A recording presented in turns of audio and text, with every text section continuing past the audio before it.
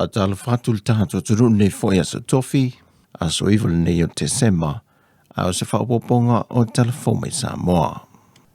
O a sau norma nino le fionga te mai taipane mia, fia me Naomi me ta awha le wa yaso te nei.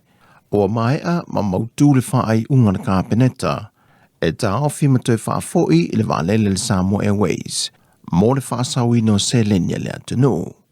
Sau norma nino le fionga fia me, o le company waalele le Samoa Airways, e ngau. Mai o le tasi leo ati na e o le atunu un mauti noa, o lo ia wai e se atu lava tupe le atunu. Ai leo iai se whaasilingo maua mai iai. O se tasi o mafua anga le fuafuanga le whainga malo, e ne ito e whaafoi pe tau fia le waalele le Samoa Airways. O na taruai o le whenga e o le atunu umalalangi le tūlanga matau tia o le whaamai o le COVID-19 furuiva. O le ua whaalau iloa e le panemia, le ave i o le whaabua mua le malo i au nanga mati na emana o mia e Samoa le vaitau le nei. Ai whaata atia mo se teimi isi au nanga ona e tele ai le tupe alu. Ai titi le sele ni mo mai ai.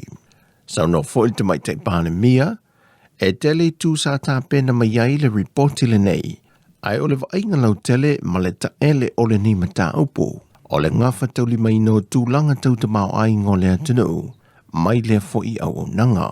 Sau no le fionga te mai tai pāle mia, wa mai ta wina le whainga malo. Wa whaatupula ia lava tupe no fo ai tā lafo le company waalele le Samoa Airways. E le ngata le waalele le na tu e au mai. Au isi fo i waalele sa lisi mai isi company o na tuatu. Sa whao ngai na mua. Ta o fo le fionga fia me Naomi me ta awha, e le ngata o le awha muta ina le lisi ina mai o le waalele. Ai wata pena fo i le komiti whaasu e tusi. Lātou te su e le company le nei o le Samoa Airways. E lunga o tūlanga tau tupe maua. O ai tā la futu ua manisi o vaenga tā ua moleanga i atu i le lumanai. E whaitau miliona tā la tupe le ata tongi le malo Samoa. A ngā i le company waalele le na lisi mai ai. Lea ono tutua i lava le malai waalele Brisbane i Australia. Mai tusa lava pe le whao ngā ina le malo Samoa. E lalo tu unga na au mai ai le waalele. E te tongi lava lona lisi. Wa whai unga whanoina le kāpeneta le vaiaso te nei. Le toi whaawa wina leo se tasio poloketi. O le whai ngoina leo mga ala. Ma le whaatu atu si no mauta ma lawa a mata atu le talafata i o pia. O se tasi leo ngā luenga tā o tele, na amata mai e le whainga malo taluai, ona o le whaatupula i o le ati na e o le taulanga i pia. Ai meise o le lofi mai peo le mamalo le atunu o mai nui tua masala whai, ma teli whaau popoi ai ngā olo ono nofo i whanua o mia sa loto, ai meise lava i tu malo le atu vai maunga, whaleata ma whaasolo atu i lava le tu i se sifo o polo. O le ni ngā luenga o le tau mawhai lava i nei a whaamaea le 2 kilomita whaata whawhao le taulanga o pia. Ma whaasolo solo atu i loe nui tua se ia a toa Samoa uma.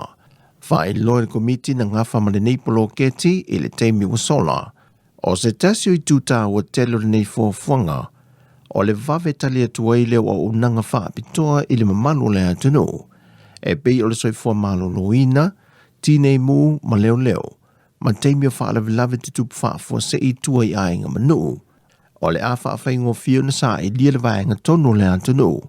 E au mai ei se wala au se whaalavilave o tūlai mai. O le nei ngā luenga sa a mata mai e le whainga malo taluai. Au leo toe wha wau le whainga malo fau le lātou talitununga. O se poloketi e au ngā telemona i o tātou tangata. Ai mai se lava i tu risita whawhau mai mō mai Samoa. Pe ao o ina toe te tala whe malanga e ngā maisi atu no. O a whama wina le newspaper le malo le Savali, le siti ai o te tongi o suyo noo ma suyo le malo. Le o atuai la tupe maua le fitu a fe valu se lau tala i le tausanga le tangata. O le fatu atu e whaia sisi tanga o te tongi mo i la tau nei. Talo mai le tausanga e lua a fe se fulma le 5. Wha mauni mai le whionga te mai tai pahale mia, fia me Naomi mata awha. O le amatanga o ke topa lua a fe lua se fulma le tasi. Nā mata wha maluina le nisi tanga fau o te tongi. Mo sui te mai tai ma li i nuu maa fio anga. Po le so tanga fo i leo le malo i te tonu a fio anga te tasi.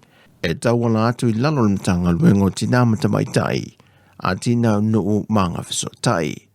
O tiu te tau aveo I lātou nei, o le whea ngai e leo le maloma nuu, e leo una ia a tina e mōle manuia lau tele o awhi o ngati tasi, mai le tu ua e le malo lana mata whaioi, o le mata I tu wina le matuli tuli loa ngā luenga, o I lātou ia I le mauti noa o lo wha tino le lei, mai ia tu sai mai a ingo ia to whinga.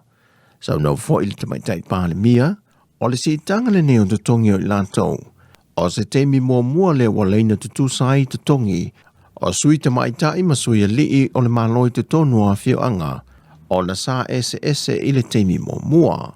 O le siti ai o te tongi o I lātou I o tangata whainga ruenga le malo, o se fuafuanga na manatu le kāpeneta pe o na whaalau I loa le whionga te maitai pāle mia, fia mena omi mata awha, wa leva on te tau o na whātau no. E lua se fulu wafe tā la ua whaamatu I nātua le malo, I ni asosie wha tangata whainga luenga le atu no, ua mawhai anu soaswani e le malo e ala I se leni, mo le ati na enga o lātou fuitau mawhainga. O lea se leni ni whaamau ni mai le whionga te maitai pāle mia, fia mena o mi mata awha, e le whailo inga male autu stala I le vaiaso o mawhai. O lo sila lava le malo I le wha le tonu le tamau a ingoa tunu o le laulangi, le foi o lo ua a fie ma le ala manui o business taitasi le antunu, o le ala leo le naunau te ingo le whainga malo fau. E ni wha mama a venga mo nei o tātou tangata I au onanga ese. Whai lo le whionga te maitai pāle mia o ia asosie wha, e au fie le pisa a, o le sosa ia te atausi soifua le antunu, ma le asosie le au seila, ma le Samoa Workers Congress. Wa tofu nei ia asosie wha le tai lima afe, e tu ina tu ia so swane wha tupe nai nisi o lātou fuafuanga, mo le teimile nei anga I atu le lumanai. Mo le sila fia, wale na o le paue le wha mama a venga le malo o wha asafu atu, wale ngata ia asosi te tono le atunu. Ai wa wha pia fo I se leni o wha asafu atu so swane, e tu malo ta itasi. Wha tasi ai ma se leni o lo wha vanga pia le malo, mo nei o tātou tangata te ito tasi, wha pia ai ma pisi nisi le atunu. Malitala whai u, e masani teimi wha pia nei o le tausanga I luna wha ai unga, e whamanu ia I nei le no whanga o ta mamati nā mātutua I mapu whangalele, e whesoaswani mai whaalapa patonga o company, o e ka le sia wha pia fo I matanga luenga te itasi le malo, e ne mea lofa e tu I nātu iai. O le kompania tupe whaamomoli a le Pacific Easy Money, na lātou fōa ia le luas furua whetā la, mo le mapui whangalele le vaiaso nei. E se furuma le lima afe na wha ai loa le sui o le kompani, na maua mai le lātou wha lau I loa wa tā ua le GoFundMe I lunga le itu lau le YouTube ma le Facebook, whatasi ai ma le whaafie fianga whaapito na whaie New Zealand, mo le whaamoe ngā o le nefesoa swani. Ai o le isi lima whetā la, o le sao a le moana car rental mo le Pacific Easy Money la vai Samoa. Na whaaftai e le fionga mangele Daniel Akau, le foha I le mamalu le atunu, ai misi la vai I New Zealand, na whae loe mangele le tau sanga umawai. E ono afe le se leni fo ina foa I atu le company, a o lea wa maua e atu le se leni wa foa ina le nei tau sanga. Mau ia se leni, o le ante le tele sona fiso swani le tu singo te mamati nā mātutua, ma ua fitau foi ma le vaitau o whainga mea alofa o le Kirisimasi.